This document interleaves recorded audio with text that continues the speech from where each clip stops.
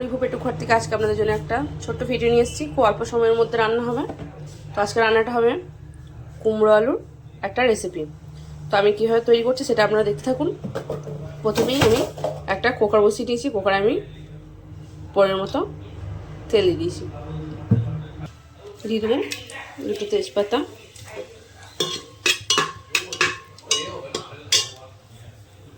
কুচি রাখা কাঁচা পেঁয়াজ,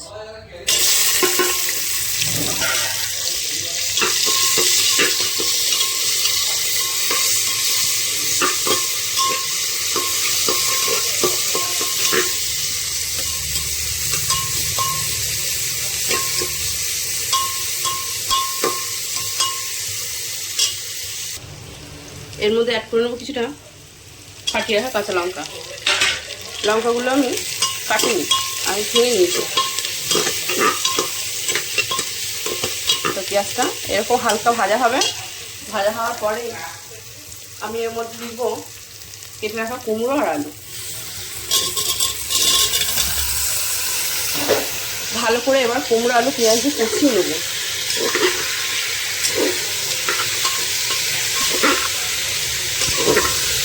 ভালো করে নেড়ে করে কষিয়ে নেব। এটা কষিয়ে নিয়েছি ভালোভাবে। এর মধ্যে আমি দেবো কিছুটা পরিমাণে আদা পেস্ট,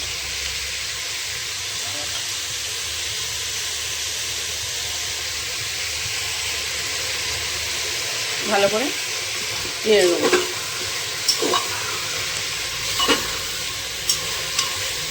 এবার এর মধ্যে আমি অল্প অল্প মশলা অ্যাড করব। এর মধ্যে মশলা অ্যাড করবো জিরে গুঁড়ো, ধনে গুঁড়ো, লঙ্কার গুঁড়ো, গোলের গুঁড়ো, সবগুলো গুঁড়ো মশলা আমি অ্যাড করি না। অল্প একটু জল দেবো, এটা আদা ধোয়া জল।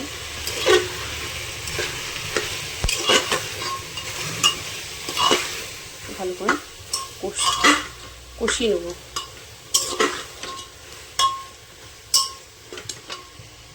এর মধ্যে দিয়ে দেবো কিছুটা পরিমাণে লবণ।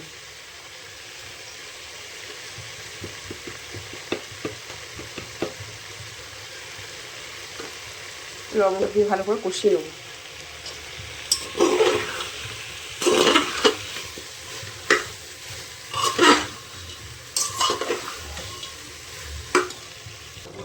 ভালো করে কষিয়ে অল্প একটু জল দিয়ে ঢাকনা চেপে দেবো। জলটা খুব পরিমাণে বেশি দেবেন না, অল্প দেবেন। এবার চাপা দিয়ে দুটো সিটি আমি দিয়ে দেবো। খানিকক্ষণের মধ্যে হয়ে গিয়েছে, তরকারিটা আমার কমপ্লিট। আপনারা চাইলে গ্রেভিটা একটু বেশি রাখতে পারেন। ঝোলটা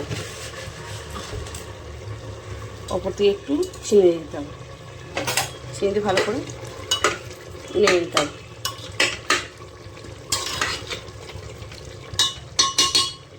তো আমার রান্নাটা কেমন লেগেছে অবশ্যই কমেন্ট করে জানাবেন। কমেন্ট করতে ভুলবেন না, লাইক কমেন্ট শেয়ার করে দেবেন। এভাবে রান্না খুব তাড়াতাড়ি হয়। এভাবে রান্না করে দেখুন, আপনাদের খুবই ভালো লাগবে। পরোটা, লুচি, ভাত যার সাথেই খাবেন তার সাথেই এই তরকারিটা ভালো লাগবে। এই দেখুন। তো চলুন আজকে আমি ভিডিওটা এখানেই শেষ করছি। টাটা।